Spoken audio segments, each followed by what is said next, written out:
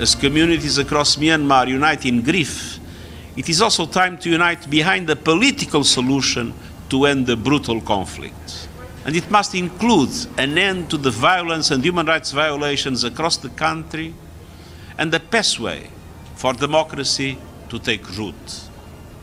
Now is the time to stand in solidarity with the long-suffering people of Myanmar. And the United Nations will keep pushing for peace and life-saving support for the people of Myanmar.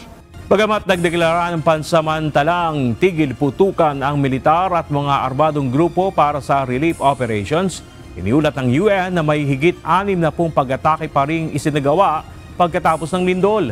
Sa kasalukuyan, higit 3 milyon ang nawala ng tirahan at halos 20 milyon ang nangangailangan ng tulong, habang nagpadala na rin ang tulong ang iba't ibang bansa at international na organisasyon.